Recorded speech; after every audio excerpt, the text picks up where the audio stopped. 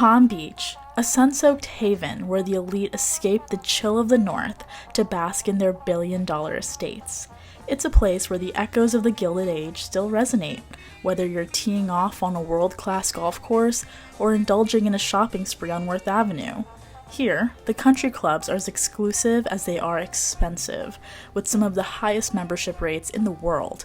Take Mar-a-Lago, Donald Trump's winter White House, where $200,000 buys you entry, but not a refund.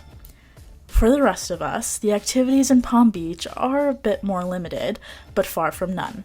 I believe that luxury isn't measured in dollars, it's in the experiences that money can't always buy.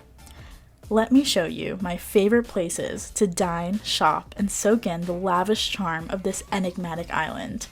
I'm Ashmini Pereira, and welcome to Palm Beach, Part 1.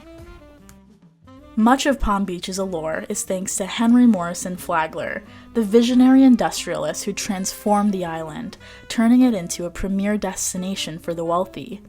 His former mansion is now a museum, where visitors can step into a slice of Palm Beach's past. Designed by the esteemed architectural firm Carrier and Hastings in 1902, the 100,000 square foot Beaux-Arts masterpiece boasts 75 rooms filled with silks, brocades, and antiques, its grand halls and ballroom once hosting the creme de la creme of high society.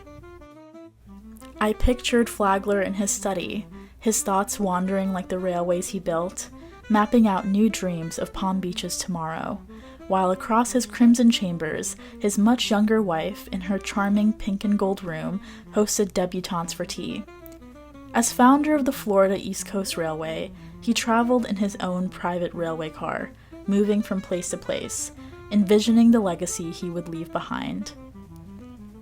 I highly suggest coming to the museum on a Sunday afternoon, and you might be able to hear a trained organist or pianist play some beautiful vintage tunes from Flagler's time. And while the museum is grand, it closes at 5. Flagler's legacy truly lives on at the Breakers Hotel. The museum was absolutely so much fun. Everyone in there was spectacularly nice and warm and wanting to talk. I mean, so refreshing coming from New York. I also got this bracelet and something else in the gift shop, a little teaspoon. But they match my nails, so cute. And then I'm about to go see this big, gigantic, I think, kopac tree. Now that's what I call a tree. Yeah. I am going to the Breakers. The look is strawberry shortcake. I got these ooh, don't look at the mess. These red heels on. Yeah. Of course, a visit to the Breakers calls for a little pampering first. I made a quick stop at Me Time Salon in Jupiter for a fresh haircut. If you come by, ask for Camille. With my hair on point, I headed straight to the Breakers, a stunning display of Italian Renaissance architecture. From hand-painted ceilings by Florentine artists to Venetian chandeliers and 16th century Portuguese tiles. Stepping inside feels like stepping into a fantasy world. Even the bathrooms exude luxury. Breakers Hotel. Might just do a quick look around, maybe look at the restaurant. I had a mocktail and a sushi roll in their grand dining room where I stumbled upon a Republican convention. Now, I don't mind Republicans, but conventions, they always give off a bit of a cult-like vibe. Promptly after introducing herself, one of the ladies at the convention asked me if I was triggered. Honestly, the only thing that triggered me was the question itself. Coming from Staten Island, I'm no stranger to Team Red, but Palm Beach has its own level of political pride. So far, I've crossed paths with Trump's former golf caddy and his social media manager. It's only time until I meet the man himself. On another trip to the Breakers some weeks later, I went to their seafood restaurant and treated myself to scallops over blue crab fried rice, which sounds like a Palm Beach take on the classic New York City chicken over rice. As I toyed with the glass bar encasing clownfish, I realized I was, yet again, surrounded by another Republican convention. I guess they heard I was in town. Despite the Breakers' grandeur, there's something eerie about it at night. As I wandered past the paintings, I swore the eyes followed me. I realized I was alone in the interminably long hallway, and yet I didn't really feel alone.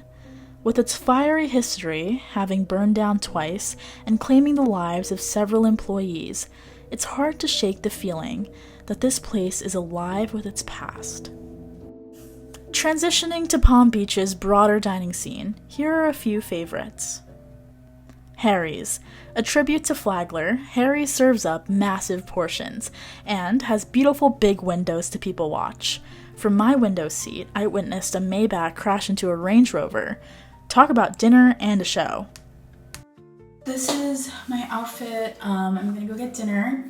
Hopefully it can become kind of like a late night dinner. I don't want to drink, but dinner and like vibes kind of night. I'm gonna have like a little mocktail, perhaps a little juice. I'm really watching my sugar, so it's like a bitch really can't do anything. But yeah, now I'm gonna journal, manifest a little, because it is 8/8/24, which is apparently like lucky day. Apparently it is a lucky day, so I'm gonna do that and then go out. No liquid courage, just vibes. Yeah. Let me look. San Ambrose. This upscale Italian spot serves up top-notch skirt steak and an excellent tiramisu.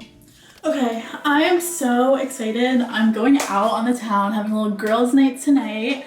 I want to bring my camera, but I won't. I'm just gonna bring my iPhone because you never know. You never know. Girls' nights can get a little crazy, but this is my look.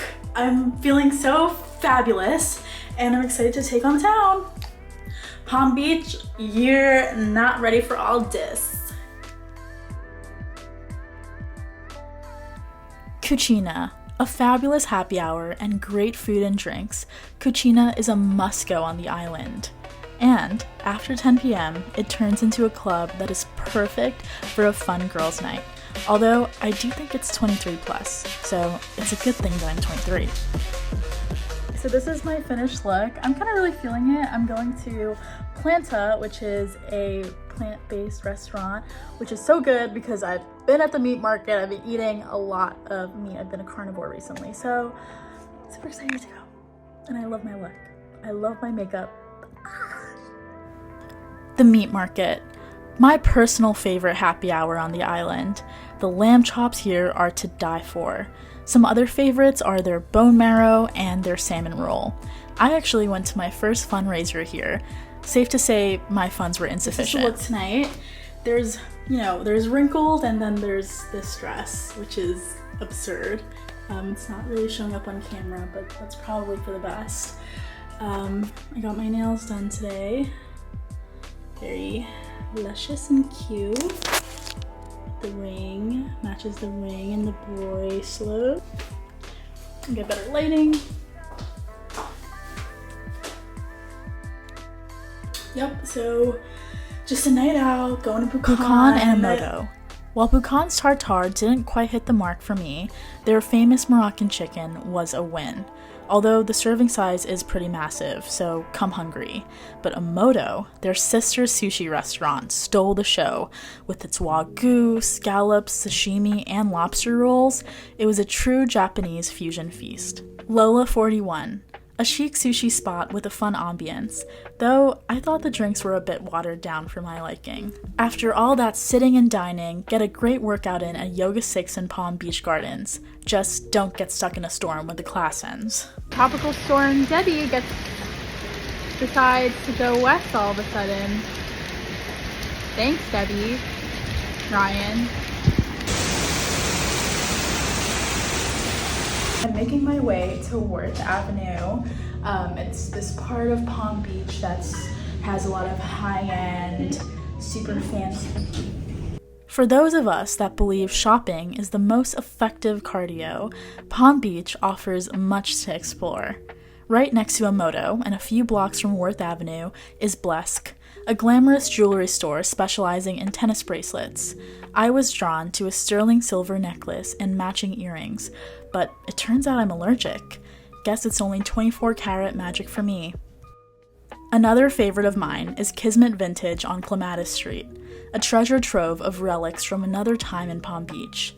I left with a cool leopard top, a vintage handbag, a sparkly ring, and a Michael Kors gold belt. I made friends with the photographer slash gallerist slash cashier at the store, and he told me the story of a woman who loved buying hats from here so much, she asked that when her ashes be thrown into the sea, they be thrown in the hat.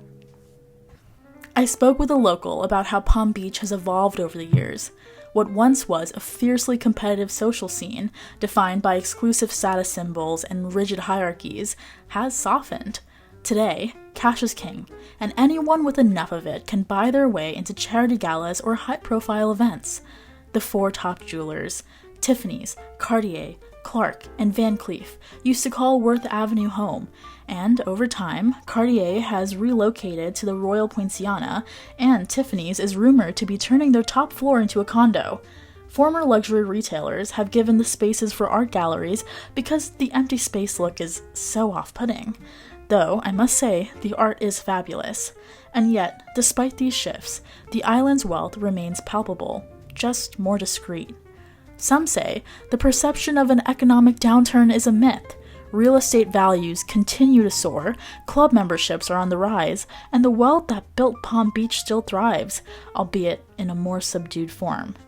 The question remains, as the old guard fades away, taking with it the charm and exclusivity of a bygone era, what will the future hold for this island? Will it lose its mystique, or simply evolve into a new kind of luxury playground? Head-turning age gaps and jaw-dropping prices. Botox blondes bleached to perfection, gossiping with their hairstylists about their husbands' sordid affairs and flirtatious pool boys. Loquacious men in tailored suits, spilling their sacrosanct political scandals and insider trading secrets as if they were sacred confessions.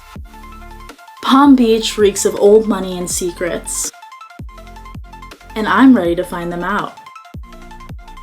Subscribe and stay tuned for Palm Beach Part 2.